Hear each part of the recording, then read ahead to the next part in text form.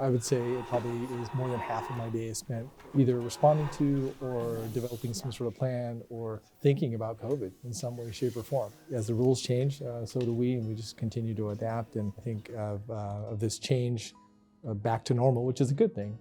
But it's also very challenging to try to figure out where we'll be a week from now, a month from now, and trying to do the best we can with the limited resources we have too. I'm the court's facility manager, and as such, I oversee the things that normal facilities managers you would think that they would encounter: the janitorial, the building maintenance, the building engineers, grounds. Monica and I are definitely more peers than anything else, and probably I defer to her more often than not. We want to take care of the court, right? We want to make sure that the staff are protected to the best of our abilities. So I'm thinking like we still set up the 3 across here, even though it sounds like they don't cross this threshold. Which right? is interesting. I'm gonna have to sit in on 103. Yeah, I'll we can do see that. It starts with a courtroom layout based on like those dimensions and what we're seeing, like, you know, kind of guesstimate, but it's measured, but obviously not everything to scale is actually to scale. So the next step is that we come in and we actually start to implement that plan. Inevitably, every single time we've done this, the measurements are a little off in person. We mark off where we've computer generated the 6 feet, and then we go through and actually physically measure 6 feet to see if, you know, that's accurate. It's never right. So then we ultimately start to completely reconfigure the seats, and it's like musical chairs.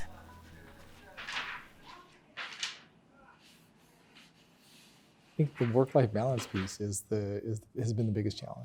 When you go just many weekends in a row and coming in to set up courtrooms on a Saturday or a Sunday, it just takes that one day of downtime that you sometimes need.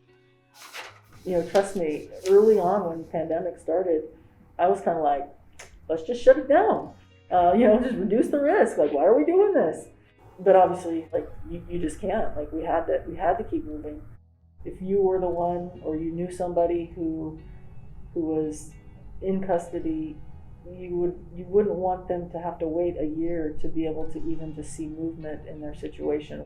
If I were that person sitting wherever, waiting for my day in court, I would hope that there's somebody out there pushing and fighting and figuring out how we stay open, how we serve the public, how we deliver justice, how we provide access to justice.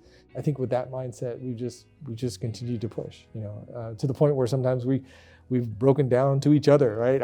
I'm pretty sure I've cried on Monica's shoulder a dozen times, and she's probably been stressed as many times as I have, if not more. And but we really don't feel like there's any other option. We know there's something much bigger at play than just us, you know, or a day off or anything like that. Like, we want to make sure that justice continues to flow. If I could offer any advice to any court, it would be really look at what this last year has taught you in terms of emergencies, right? Whether it be a pandemic or a major earthquake. I'm gonna knock on wood when I say that. Make sure that you have that plan in place, and that plan starts with having someone dedicated as their sole responsibility, not someone who does this part-time, because they'll never get done properly. You dedicate the resources and dedicate the time towards it, and really solidify your plans from an emergency action plan perspective. It's so easy to walk into a place and not really see what has been done, right? You always take things for granted when they're already in place or what have you.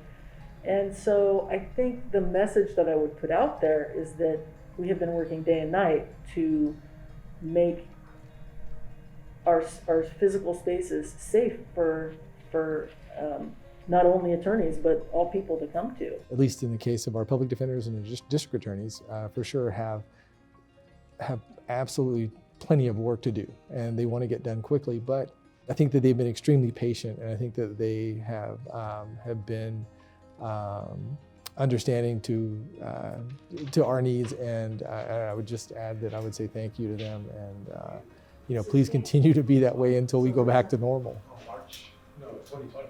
Oh. March 16th. Yeah. That's the day before we shut down. That will be one. Oh, jeez.